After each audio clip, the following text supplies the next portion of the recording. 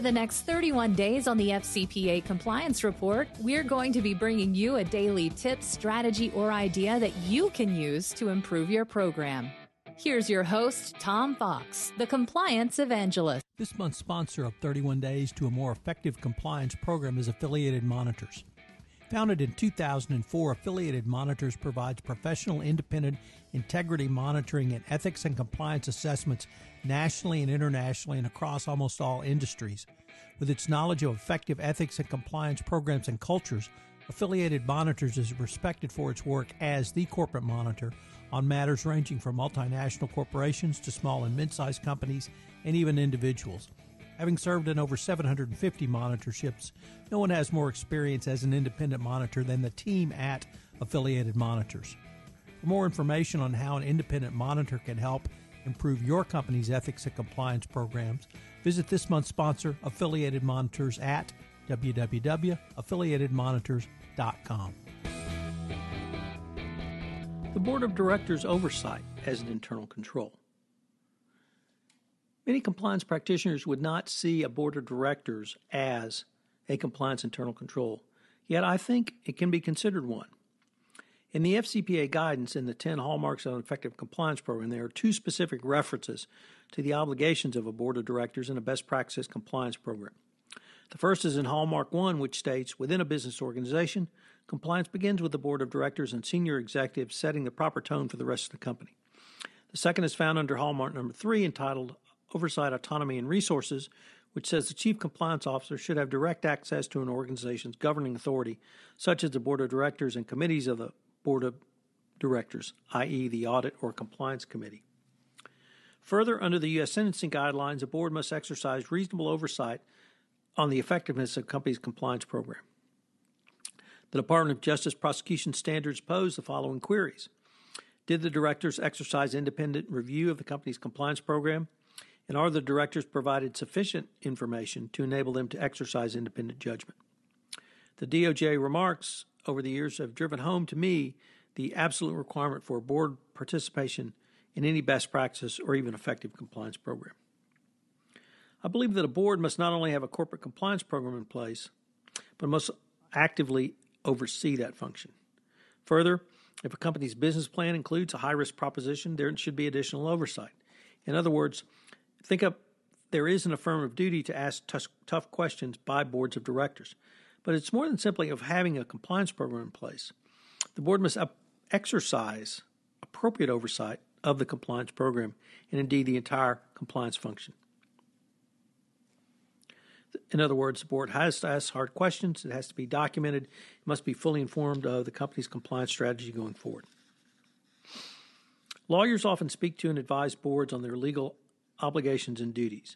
If a board's oversight is part of effective financial controls under Sarbanes-Oxley, that also includes effective compliance controls. Failure to do either may result in something far worse than bad governance. It may lead directly to an FCPA violation, or it could even form the basis of an independent FCPA violation if the government chose to take it in that direction. A company must have a corporate compliance program in place and must also actively oversee that function. Failure to perform these functions may lead to an independent liability of a board of directors for its failures to perform its allotted task in an effective compliance program. Internal controls work together with company policies and procedures and as an interrelated set of compliance mechanisms. There are 5 internal control concepts around a board or a board's compliance or audit committee overseeing compliance. Number 1, risk assessment. Now, we've thoroughly visited on risk assessments and how this forms one of the key components of a best practices compliance program. But it should have board involvement, and it should have board oversight, and the board should be a part of this, and this should be documented as well. So a board should assess the compliance risk associated with the business of the company. Number 2, corporate compliance program and code of conduct. The board should have overall governance document which will inform the company, its employees, stakeholders, and third parties of the conduct the company expects from these entities, whether they be employees, stakeholders, or third parties. If the company is a global or multinational, this document should be translated to the relevant languages for local organizations. Number 3, implementing procedures. A board should determine if the company has a written set of procedures in place that instructs employees on how to deal on the details of the compliance program. When was the last time your board of directors made this really simple inquiry, yet an important internal control? Number 4, training. There are 2 levels of board training. The first should be that the board has a general understanding of what compliance is, but more, or FCPA compliance is, but it also should understand the role it has in an effective compliance program.